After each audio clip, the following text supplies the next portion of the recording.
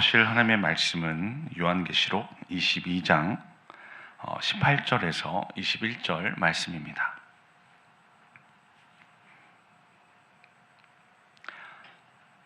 함께 보실 말씀은 요한계시록 22장 18절에서 21절 말씀입니다. 다 찾으셨으면 저와 여러분이 교독하시고 마지막 절은 함께 읽도록 하겠습니다. 내가 이 두루마리의 예언의 말씀을 듣는 모든 사람에게 증언하노니 만일 누구든지 이것들 외에 더하면 하나님이 이 두루마리에 기록된 재앙들을 그에게 더하실 것이요 만일 누구든지 이 두루마리의 예언의 말씀에서 제하여 버리면 하나님이 이 두루마리에 기록된 생명나무와 및 거룩한 성의 참여함을 제하여 버리시리라. 이것들을 증언하신 이가 이르시되 내가 진실로 속히 오리라 하시거늘 아멘. 주 예수여 오시옵소서. 함께 읽겠습니다. 주 예수의 은혜가 모든 자들에게 있을지어다. 아멘. 오늘 말씀은요, 요한계시록의 종결부에 해당이 되는데요. 오늘 본문 말씀 앞부분을 이끌어 가시는 주체는 다름 아닌 예수 그리스도 자신이셨습니다. 16절 말씀에서 예수님은요, 구약에서 예언되었던 이 다윗의 혈통으로 오실 메시아이심을 확증하시면서요, 친히 새벽별이심을 말씀하셨는데요. 이 새벽별이라는 특성상 동이 트기 전 가장 어두울 때 떠오르기 때문에요. 예수님께서는 죄악이 관영함으로 어두워진 이 세상의 소망되심을 친히 천명하고 계셨습니다. 그리고 17절에서는요, 성령과 신부의 음성이 이어지는데요. 마지막 때에 이 성령과 교회를 통해서 계속적으로 이루어 가시는 이 구속사의 중요성을 말씀하시면서요, 죽어가는 영혼에게 절대적으로 필요한 것은 생명수 되신 예수 그리스도이심을 말씀했습니다. 그리고 18절과 19절에서는요, 이렇게 예언된 말씀에 무엇인가를 더하거나 빼는 것에 대한 강력한 경고가 이어졌고요. 그리고 20절 말씀에서는요, 하루속히 이 재림하시고자 하시는 이 예수 그리스도의 마음을 엿볼 수 있었는데요. 이 마음을 따라서 우리 저와 여러분 된 지상의 교회가 주님께서 다시 오실 길을 예비하는 사명을 가지고 있음을 볼 수 있었습니다. 그리고 마지막 절인 21절에서는요, 요한계시록과 같은 이런 문학을 묵시문학이라고 부르지 않습니까? 그럼 묵시문학에서는 잘 등장하지 않는 형태의 종결 표현이 등장하는데요. 그것은 바로 서신서에 주로 등장하는 독자들을 향한 축복의 말이었습니다. 이제 내용 관찰 1번입니다. 예수님께서는 자신을 어떤 존재로 설명하십니까? 16절 말씀에서 그 답을 제공하고 있었는데요.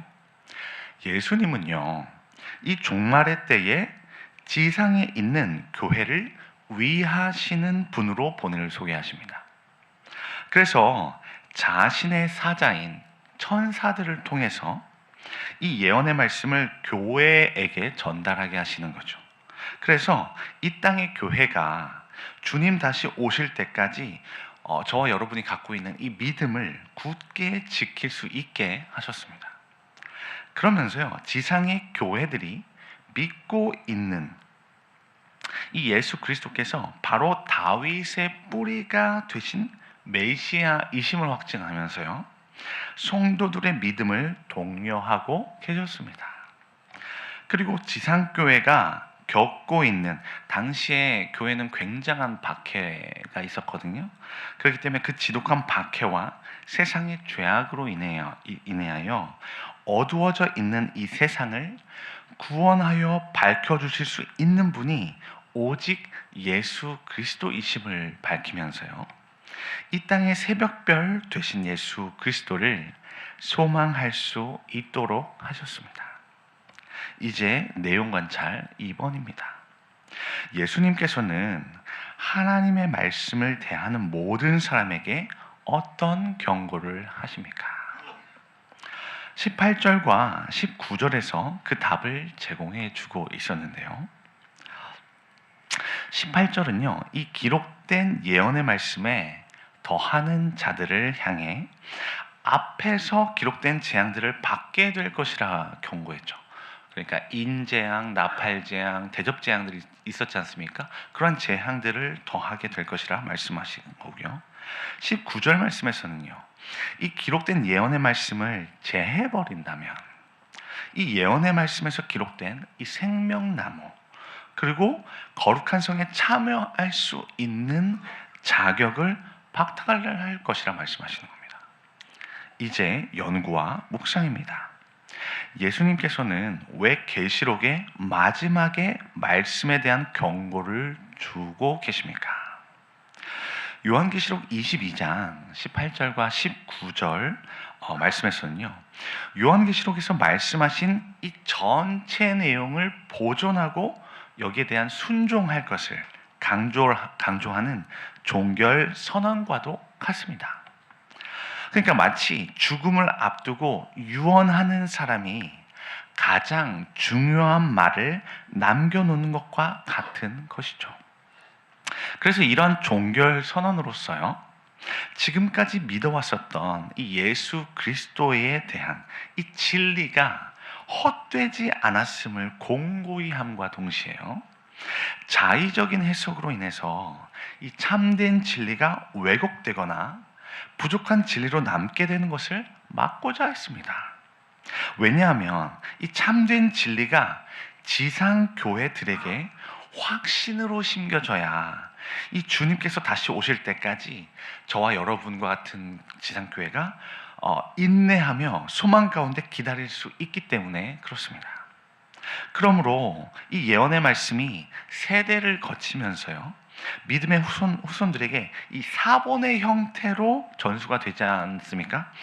그렇게 전수가 될 때 그 위에 잘못된 사상이 첨가되거나 또는 혹은 중요한 말씀이 누락되는 것을 강력하게 경계했습니다. 그런데 이렇게 한 것을 거꾸로 뒤집어서 생각을 해보면요, 어떤 의미가 되냐면, 성경 말씀은 하나님의 영감으로 쓰여진 그 자체만으로 완벽하다는 것입니다. 믿으십니까? 여기에 인간적으로 덧붙이거나 뺄 그 무엇도 없다는 것이죠.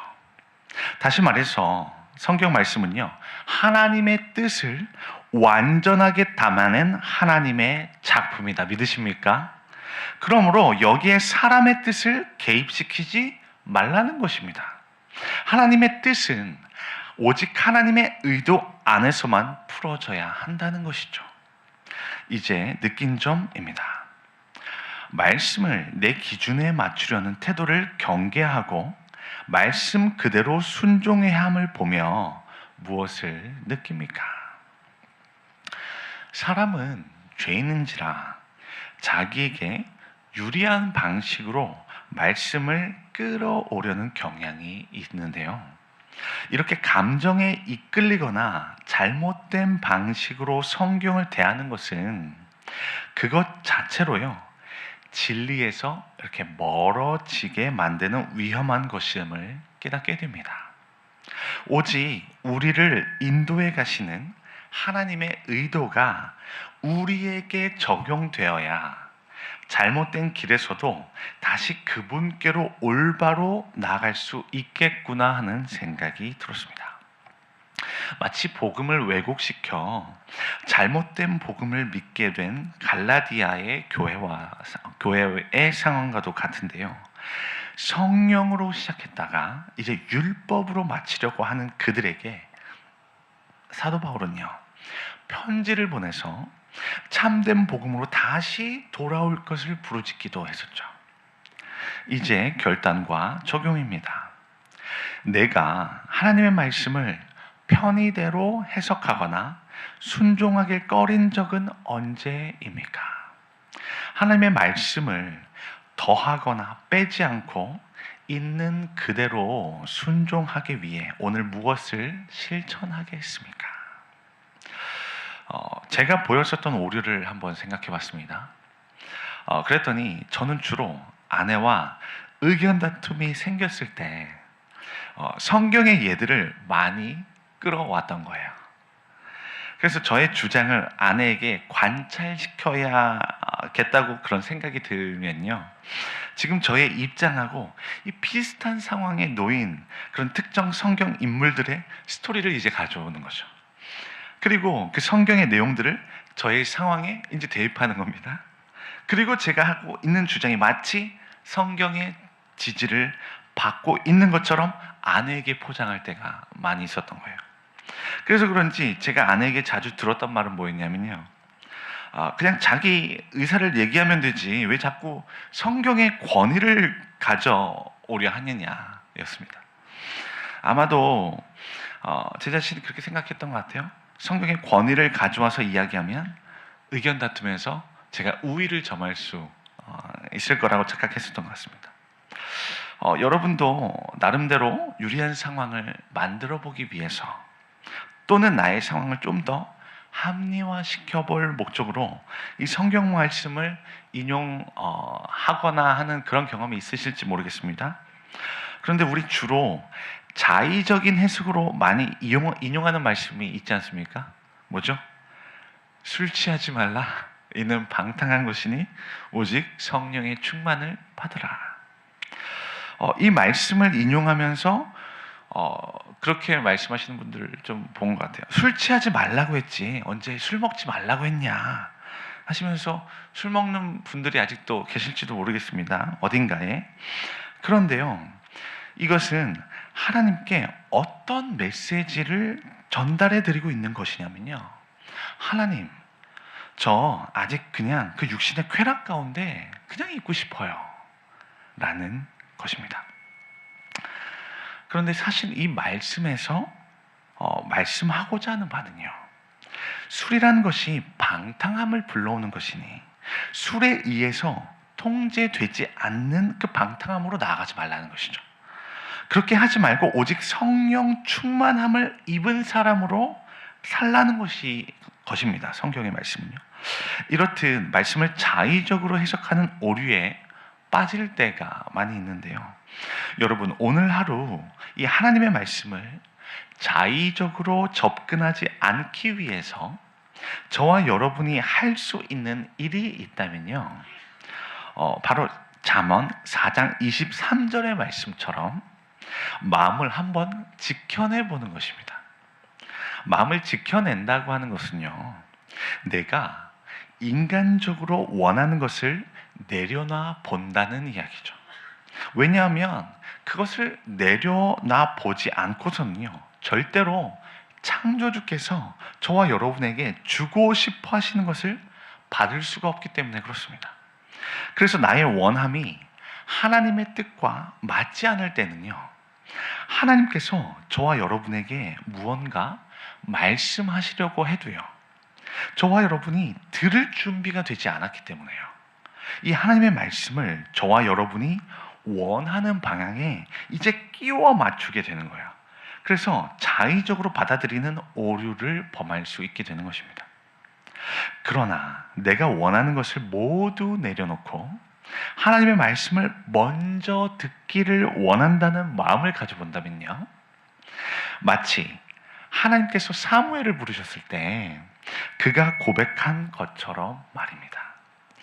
뭐라고 고백했습니까?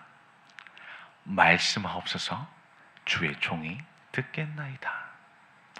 바라기는요, 오늘 하루 각자의 골방에서 우리의 육성을 이용해서 하나님께 실제로 그렇게 고백해 보시기를 바랍니다.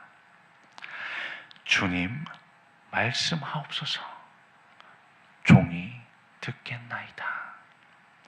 이러한 순종의 모습이 넘쳐나는 하루 되실 수 있기를 주님의 이름으로 축복합니다. 기도 제목 드리도록 하겠습니다. 첫 번째로, 예수 그리스도의 다시 오심을 사모하는 마음을 부어 주옵소서. 매일의 삶이 이 새벽별을 고대하는 모습으로 나아갈 수 있게 하여 주옵소서. 두 번째입니다. 말씀을 더하거나 빼지 않고 있는 그대로 믿고 순종해서 주님의 재림을 기쁨으로 맞이하게 하소서. 그리고 공동체를 위한 기도 제목입니다. 길동교회가 열망을 품고 선교적 비전을 이루어가는 교회 되게 하옵소서. 그리고 네 번째로는요, 하나님의 큰 영광을 바라보며 온 성도가 꿈을 품고 나아가게 하옵소서. 이 기도 제목들을 가지고요, 이 시간 주여 한번 부르시고 다 함께 기도하며 나아가시겠습니다. 주여